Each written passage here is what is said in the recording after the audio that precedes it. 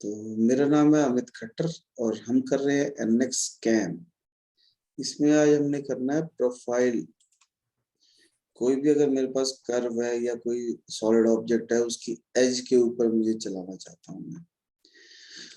तो सबसे पहले ऑब्वियस है हमारे को वर्क पीस देना पड़ेगा, तो पार्ट सिलेक्ट कर लेते हैं।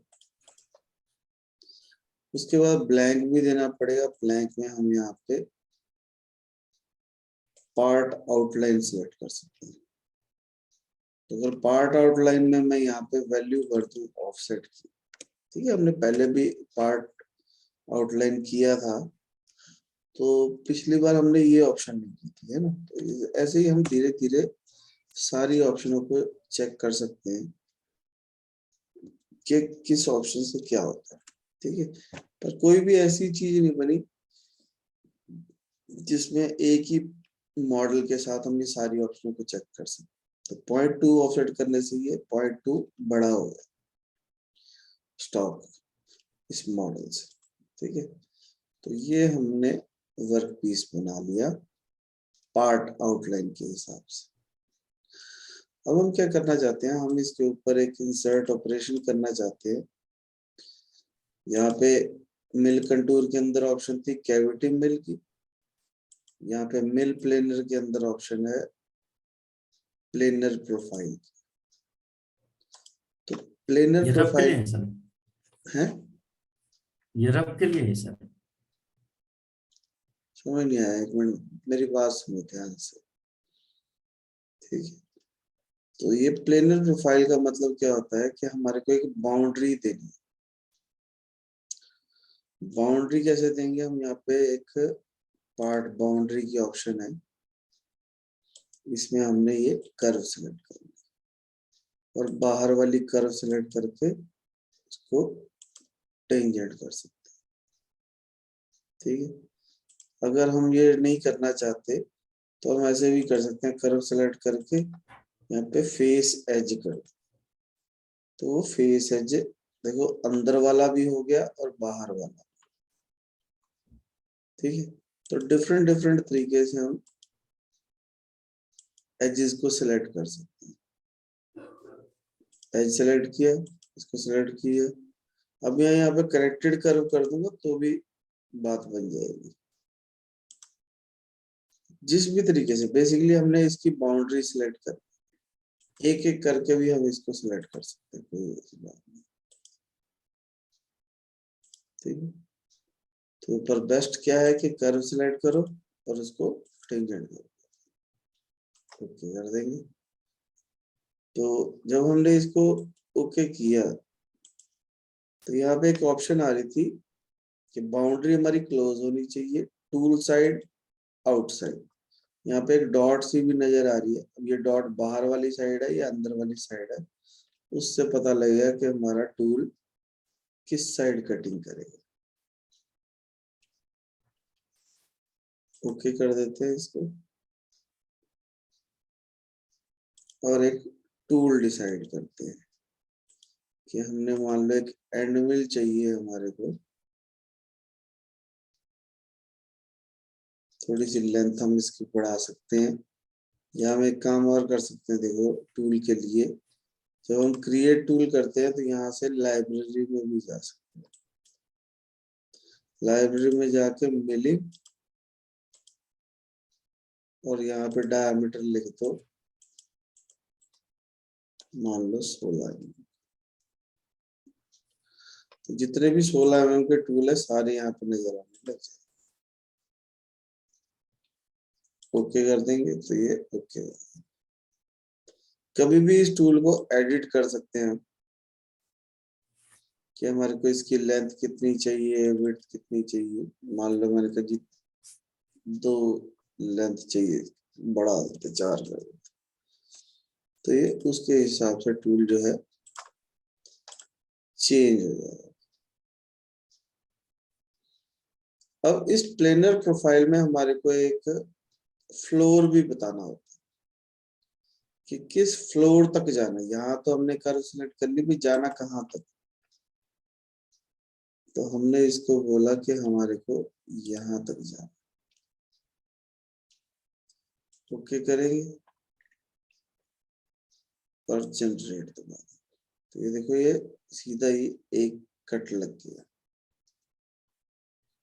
क्यों लग गया? क्योंकि हमने इसको कट डेप्थ नहीं बताया। तो कट डेप्थ में हम इसको बोल सकते हैं कि हमारे को 1 mm का कट लगाना है। और जनरेट करेंगे तो ये 1 mm का कट लेने लग जाएगा। अगर हम इसको बोल देते हैं कि हमारे को 2 mm का कट लगाना है, तो ये अपने आप इंचों में कन्वर्ट कर लेता है। जैसे ही हम जनरेट करेंगे तो ये ऑटोमेटिकली थोड़ा हमारे को लाइनें नजर आने लगती है। जो नॉन कटिंग वाली ऑप्शंस हमने कैविटी मिल में देखी थी, बिल्कुल सेम इसमें भी नजर आएंगी।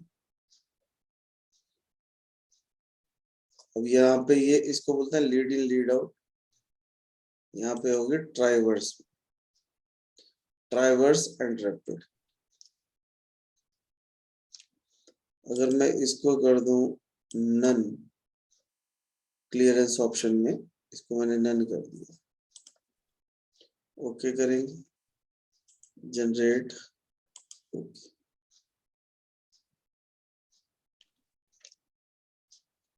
इससे हमारा चेंज नहीं हुआ, फिर से करते हैं। नॉन कटिंग पैरामीटर,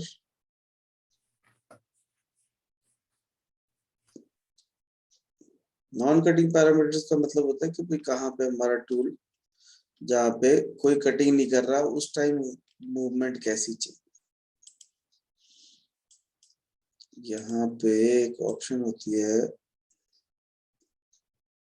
कि हमारे को आर्क शेप में चाहिए,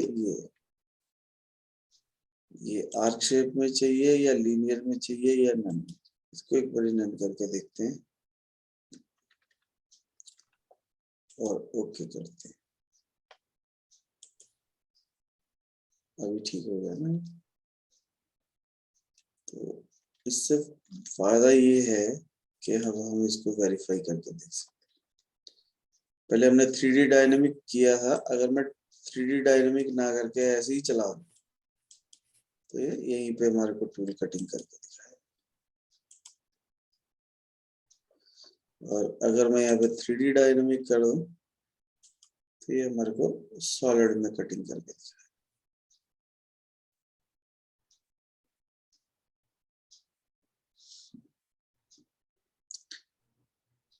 अब इस टूल पाथ में एक और बड़ी जबरदस्त खासियत है जो बाकी सॉफ्टवेयरों में नहीं होती है, जैसे पावर मिल वगैरह हो गया, तो वो भी देखने की कोशिश करते हैं।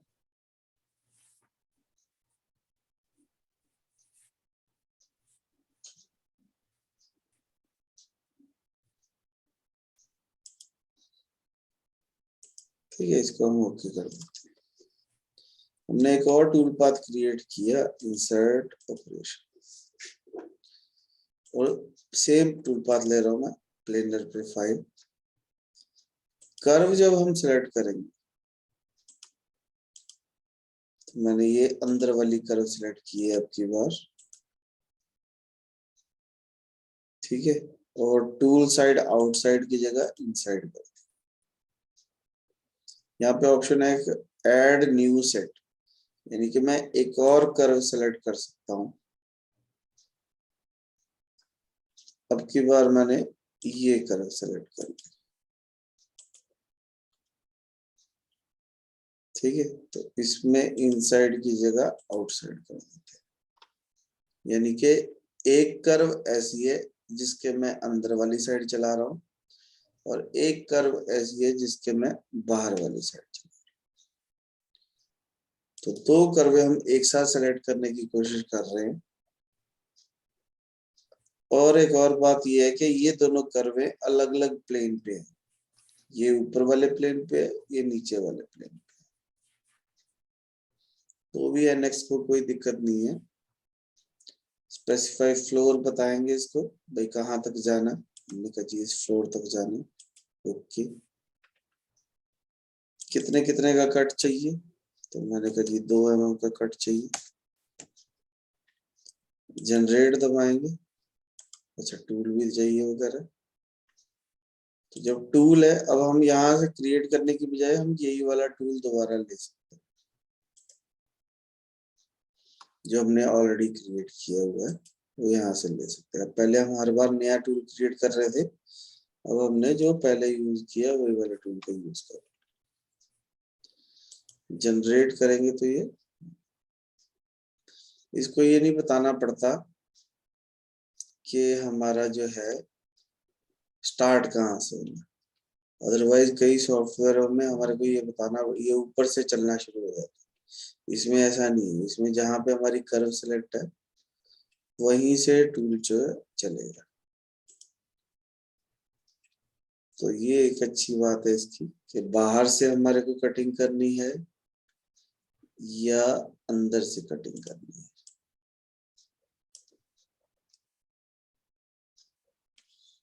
ठीक है, तो ये प्लेनर प्रोफाइल का बेनिफिट है कि हम बाहर से भी कटिंग कर सकते हैं, अंदर से भी कर सकते हैं, और दोनों एक साथ भी कर सकते हैं।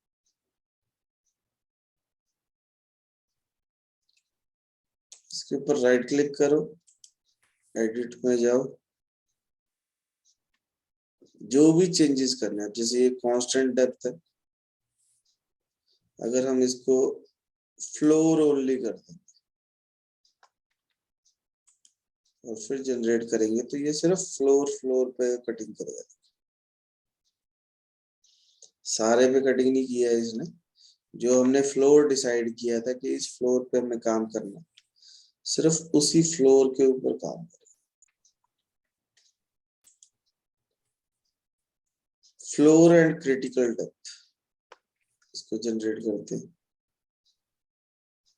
तो एक तो ये फ्लोर पे गया है, अभी इसमें कोई ऐसी डेप्थ है नहीं क्योंकि सारा ये फ्लोर ए सेम था।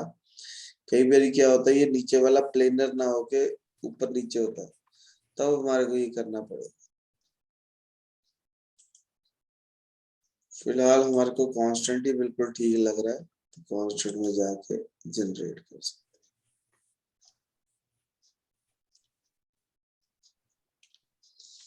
चाहो तो इसके जो नॉन कटिंग मूव्स हैं इसमें जाके ये जो आर्क है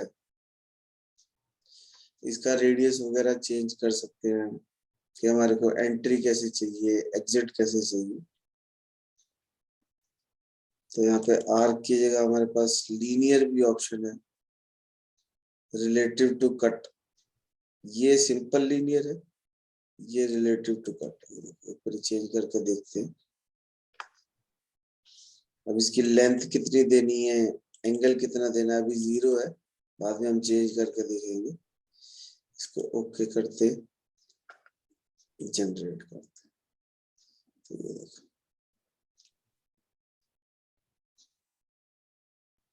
ठीक है ना। तो ये एंट्री जो और जो एग्जिट है वो आर्क की बजाय अब लीनियर हो गई, नॉन कटिंग पैरामीटर के अंदर।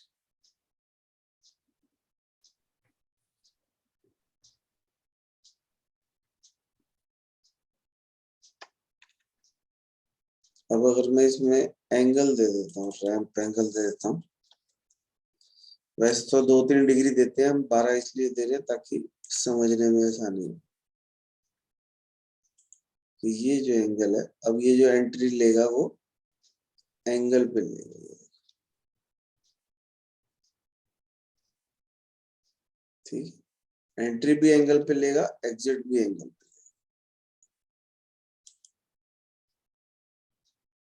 कितने डिग्री, 12 डिग्री एंगल पे।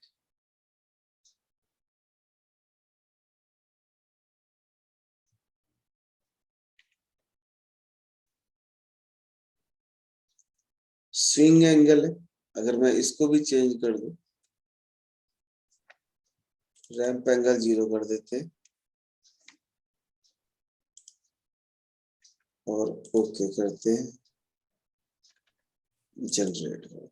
तो अब देखो ये बाहर से अंदर को घुस रहा है। ठीक है, अगर हम दोनों को दे देंगे तो दोनों एंगल बन जाएंगे, बाहर से आएगा और ऊपर भी चला जाएगा। तो ये समझना बहुत इम्पोर्टेंट है कि रैंप एंगल क्या होता है, स्विंग एंगल क्या होता है, दोनों को चेंज कर देते हैं।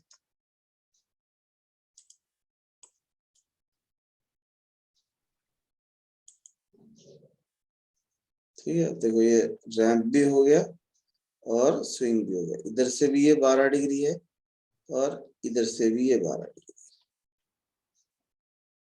अगर हम इसको वायर फ्रेम करके देखें, इसको फ्रंट व्यू करके देखो, ओ सॉरी, तो ये 12 डिग्री है, ये स्विंग एंगल, और ये जो 12 डिग्री है ये रैंप एंगल। ठीक है, तो ये बात जरूर समझ में आनी चाहिए कि रैंप एंगल किधर है और स्विंग एंगल किधर, कहाँ पे है ये non cutting parameter.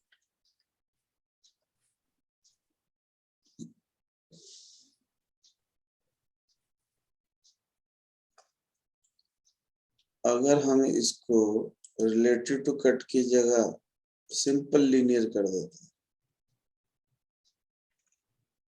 Okay, general, तो देखो ये रिलेटिव में बाहर से ऐसे आ रहा था, सिंपल लीनियर में सिंपली ये 12 डिग्री इधर से है और 12 डिग्री इधर से। ठीक है, अगर हम एक को सीधा कर दें, मान लो मैं स्विंग एंगल को 0 कर देता,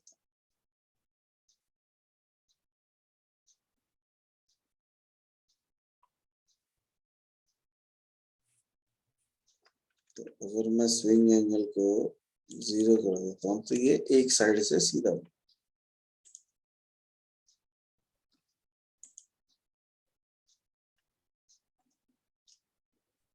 ठीक, और रैंप एंगल है इसमें,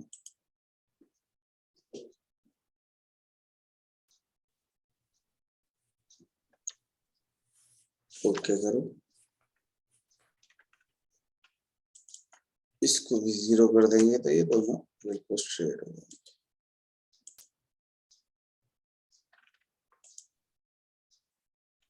तो ये बिल्कुल स्ट्रेट हो जाएगा।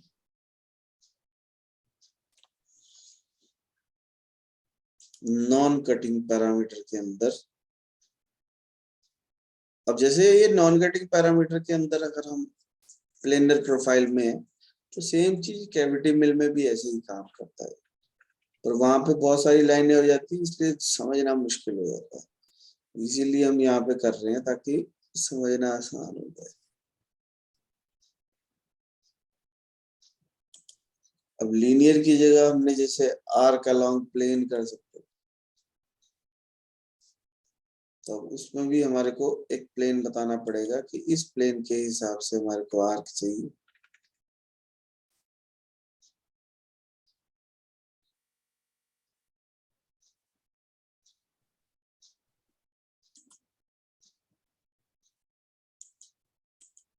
ओके, जनरेट, तो ये कुछ इस तरीके से आएगा, प्लेन के हिसाब से ऊपर हो जाएगा, पर ये कोई बहुत ज्यादा बढ़िया नहीं लग रहा। इससे तो हमारा वो लीनियर ही था। सबसे अच्छा रिलेटिव वाला, linear with relative angle, relative to cut. Only arc कर देंगे तो सिर्फ आर्क के हिसाब से हम लेंगे, किसी पर्टिकुलर पॉइंट के हिसाब से भी हम कर सकते हैं कि वहां से आना शुरू हो। तो उसके लिए हमारे को एक पॉइंट लगाना पड़ेगा, करके देख लेते हैं। और वो कह रहा है स्पेसिफाई पॉइंट, तो इसको थोड़ा सा सीधा करके हम एक पॉइंट क्रिएट कर लेते हैं।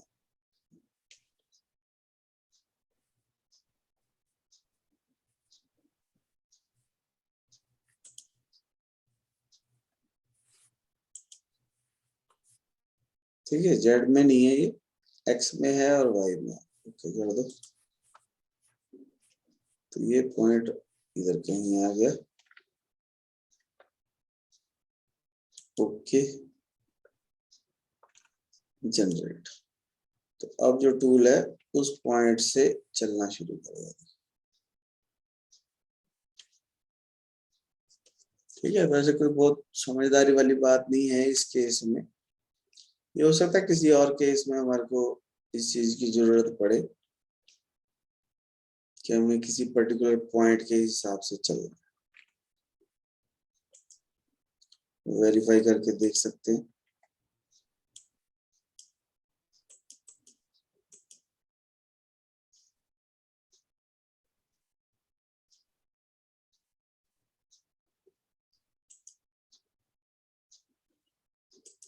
एक हमने कैविटी मिल में एक और ऑप्शन देखी थी कटिंग पैरामीटर के अंदर, जो हम वहां पे देख नहीं पाए थे। वो थी स्ट्रेटजी के अंदर कट ऑर्डर। अभी ये लेवल फर्स्ट। लेवल फर्स्ट का मतलब क्या है कि पहले एक लेवल पे कटिंग करता है फिर दूसरे लेवल पे कटिंग करता है। अगर हम इसको डेप्थ फर्स्ट कर देते और फिर जनरेट करते हैं, तो अभी देखो इसको चला के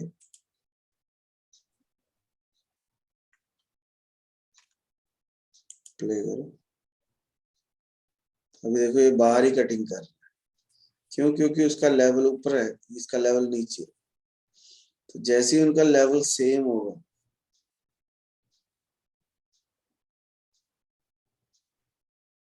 जैसे इनका लेवल सेम होगा तो वो एक कट उधर लगाएगा, एक कट उधर लगाएगा।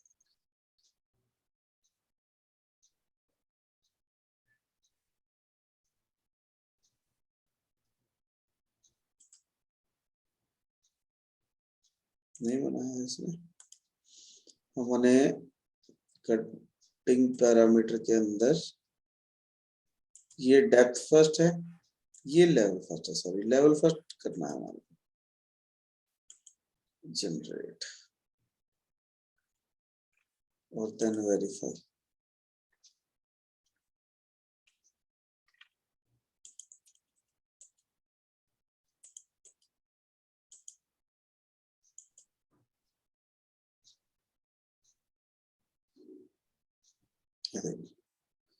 एक कट उधर लगा रहा है, एक कट उधर लगा रहा है। देखो बीच में कट लगाएगा, फिर बाहर कट लगाएगा। क्योंकि अब हमने इसको कर दिया लेवल फर्स्ट, कि एक लेवल उसका कटिंग होनी चाहिए, एक लेवल, यानी कि दोनों का लेवल सेम बराबर नीचे को आना चाहिए। डेप्थ फर्स्ट में पहले एक डेप्थ कंप्लीट करेगा, फिर दूसरी डेप्थ कंप्लीट करेगा।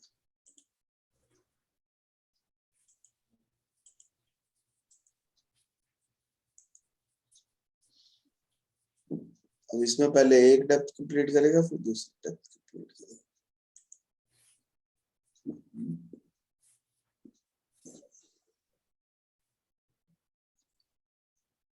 नॉन कटिंग पैरामीटर में जाके हम इसको पॉइंट को चेंज करके रिलेटिव कर देते हैं। थोड़ा सा रैंप एंगल भी होना चाहिए। वैसे 3 डिग्री रैंप एंगल रखते हैं ज्यादातर। Okay, generate.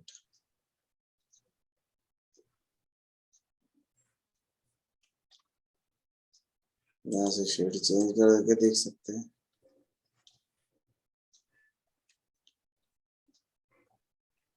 वेरीफाई करके देख सकते हैं। अब वेरीफाई में ये सही नहीं आएगा क्योंकि हमने जो ब्लॉक ले रखा है वो हमने पूरा ब्लॉक ले रखा है। तो हम एक काम कर सकते हैं कि जो हमने वर्क पीस लिया है इसको एडिट करके हम यहाँ पे पार्ट आउटलाइन की जगह ऑफसेट फ्रॉम पार्ट अगर कर दूं, जैसे फोर्जिंग का पीस होता है, ठीक है, तो अगर मैं कुछ इस तरीके से कर दूं और फिर डिस्प्ले इसको ओके, इसको फिर से जनरेट कर दो। दोनों को वर्क पीस पे क्लिक करेंगे तो दोनों जनरेट, ये भी और ये भी। वर्क पीस पे क्लिक करके अगर मैं वेरीफाई करूंगा तो दोनों वेरीफाई। मतलब मुझे एक एक करके नहीं चलाना पड़ेगा, दोनों एक साथ चल। 3D डायनेमिक कर दो। अभी देखना जो स्टॉक आएगा वो जैसे फोर्जिंग का पीस होता है उसके हिसाब से आएगा।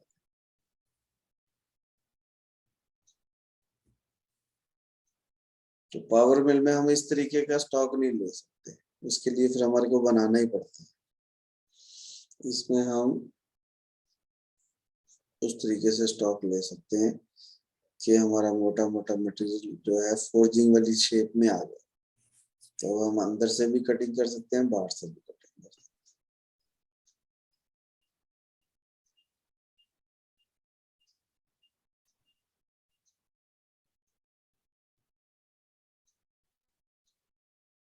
अभी जैसे ये एंटी क्लॉकवाइज घूम रहा है, इसको एंटी क्लॉकवाइज घुमाना है या क्लॉकवाइज, वो क्लिम बैंड कन्वेंशन से चेंज हो जाएगा।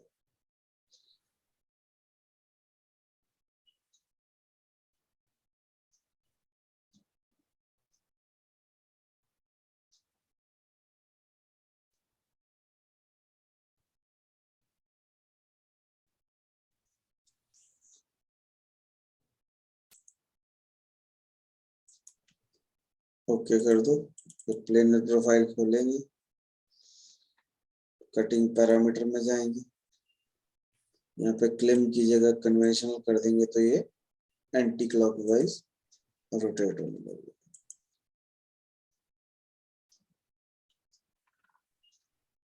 वेरीफाई करके देख सकते हैं। अभी इधर को हो गए।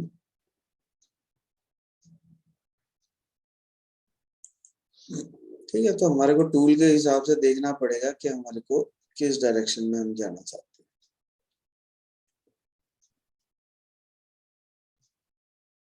ओके करो, तो ये हमारा टूल पाथ जनरेट हो गया। अगर मैं दोनों प्रोग्रामों का एक साथ पोस्ट प्रोसेस करना चाहता हूं तो वर्क पीस पे राइट क्लिक करके फिर पोस्ट प्रोसेस करना पड़ेगा। ये जो येलो मार्क आ रहा है इसका मतलब ये है कि अभी तक पोस्ट प्रोसेस नहीं हुआ। तो यहाँ पे 3 एक्सिस करो, कहाँ पे फाइल सेव करनी है उसका पाथ बता दो। डेस्कटॉप पे कर देते हैं, नेक्स्ट प्रैक्टिस में कर देते हैं। कोई भी अच्छा सा नाम दे सकते हैं, हमारा 16 का एंड मिले। यहाँ पे एनसी फाइल कर दो और ओके कर। तो ये हमारा प्रोग्राम जो है जनरेट हो जाएगा। देखो यहाँ पे T01 लिखा हुआ आ रहा है, हम इसको फाइंड करेंगे। यहाँ पे T0 टी सिर्फ सर्च कर लेते हैं। ये देखो ये टी दिखा रहा है। नेक्स्ट नेक्स्ट, क्योंकि हमने टूल चेंज नहीं किया इसी वजह से उसने एक ही टूल के अंदर दोनों प्रोग्राम घुसा दिए। हम क्या करते हैं, इसका टूल चेंज कर देते हैं। हम एक और टूल ले लेते हैं, मिलिंग का D7 का ले लेते हैं। Okay and generate again. Okay then post process. Post process work piece पे जाके मैं दोनों का इकट्ठा करना चाहता हूँ। तो इससे फायदा क्या होगा, अगर हमारे एटीसी जो लगी हुई,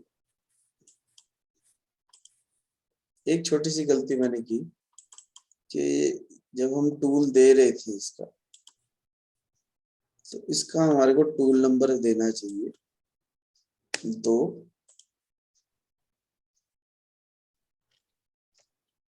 और कर दो जनरेट। ओके, और इसका जो टूल नंबर है इसको एडिट करके यहाँ पे हम टूल नंबर दे देते हैं 1। जनरेट। ओके, वर्कपीस पे राइट क्लिक, पोस्ट प्रोसेस, तो एटीसी अपने आप काम करने लग जाएगी। एनसी फाइल चाहिए, ओके, क्योंकि हमने ये देखेंगे टूल नंबर 1 है यहाँ पे। नेक्स्ट नेक्स्ट, तो ये टूल नंबर 2 है यहाँ पे, तो उसके हिसाब से प्रोग्राम जो है जनरेट हो जाएगा।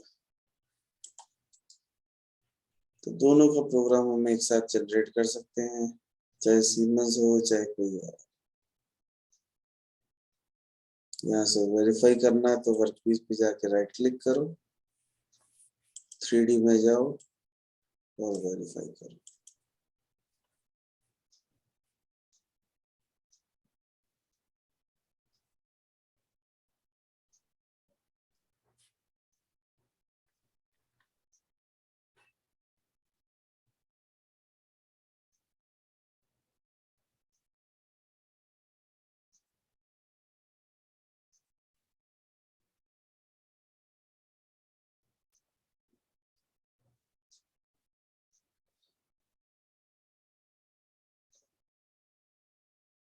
अगर हमारे को स्टॉक छोड़ना है फिनिशिंग के लिए फ्लोर पे या वॉल पे, तो वो भी हम छोड़ सकते हैं। जैसे अगर मैं इस टूल पाथ के अंदर मैंने कहा जी कटिंग पैरामीटर के अंदर, ये सेम ही होता है, स्टॉक हमेशा हर जगह सेम मिले। कि फाइनल फ्लोर स्टॉक तो मैंने कहा जी 2 mm चाहिए,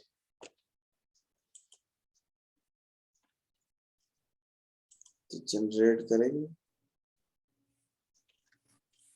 वेरीफाई करेंगे, स्पीड थोड़ी सी तेज कर देते हैं, प्ले कर देते हैं।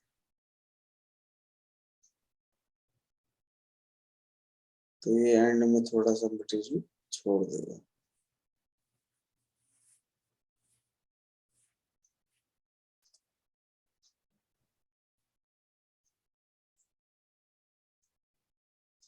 पहले ये बिल्कुल नीचे जा रहा था, नीचे वाले फ्लोर को भी कटिंग कर रहा था, तो अब वो जो मटेरियल हमारा बच जाएगा। अगर हम इसको फ्रंट व्यू करके देखें तो ये बिल्कुल नीचे तक नहीं जाएगा, लास्ट में थोड़ा सा मटेरियल छोड़ देगा।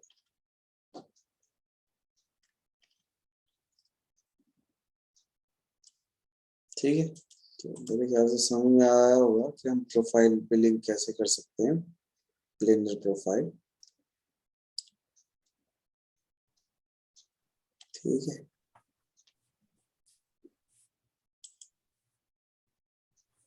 वीडियो पसंद आए तो लाइक करना है, चैनल को सब्सक्राइब करना है, बेल आइकन दबाना है, ज्यादा से ज्यादा लोगों के साथ शेयर करना है। कोई दिक्कत आए तो कमेंट बॉक्स में लिखना।